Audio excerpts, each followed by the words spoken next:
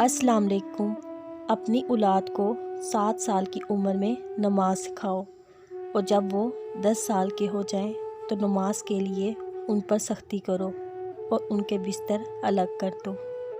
جو نماز نہیں پڑھتا ہو سکون کا مطلب نہیں جانتا۔ پتہ ہے محبت کیا ہے؟ نماز سے کسی کو تہجد میں لے آنا۔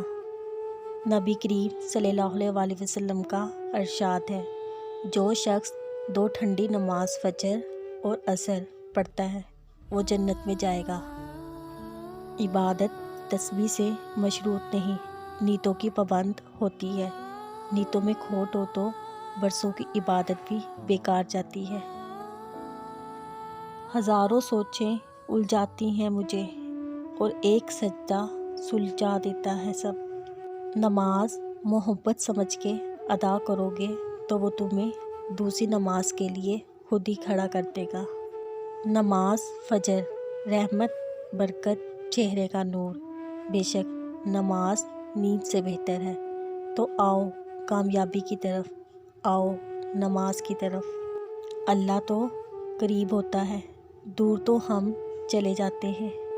نماز شیطان کی شکست اور مومن کی جیت ہے۔ نماز ایسے پڑھو جیسے تم سے زیادہ کوئی گناہ گار نہیں، بے شک اللہ سے زیادہ کوئی مہربان نہیں۔ تہجد ہر اس شخص کے لیے تحفہ ہے جو اللہ سے سچی محبت کرتا ہے۔ نماز تہجد پڑھنا تمہارے رب سے عشق کا ثبوت ہے۔ نماز اللہ سے ملاقات کا بہترین ذریعہ ہے۔ نماز دنیا اور آخرت کے خزانوں کی چابی ہے۔ صبر اور نماز سے مدد لیا کرو، بے شک اللہ صبر کرنے والوں کے ساتھ ہے۔ مسلمان اور نماز میں سستی، یہ دونوں باتیں کبھی جمع نہیں ہو سکتی۔ حضرت علی جب بھی اذان سنتے تو کانپنے لگتے اور چہرے کا رنگ سرخ ہو جاتا۔ کسی نے بہت پوچھا تو بتایا، اتنی بڑی ہستی کا بلاوا آیا ہے، نہ جانے میں حق ادا کر پاؤں گا بھی یا نہیں۔ جس انسان سے اللہ پاک ناراض ہو جائے اس سے سجدے کی توفیق چھین لیتا ہے۔ جس نے صبح کی نماز ادا کی وہ اللہ کے ذمے آ گیا۔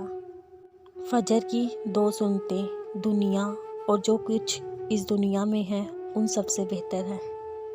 نماز ہر اس انسان کے لیے تحفہ ہے جو اللہ سے محبت کرتا ہے۔ اگر تم نماز پڑھنے سے سکون نہیں ملتا تو تم سکون سے نماز پڑھو۔ یاد رکھو نماز 5 وقت اور اخلاق 24 گھنٹے فرض ہے۔ بے شک نماز ہی ساتھی ہے دنیا سے قبر تک، قبر سے حشر تک اور حشر سے جنت تک۔ اگر نماز کے وقت طواف کعبہ رک سکتا ہے تو تیرا کاروبار کیوں نہیں؟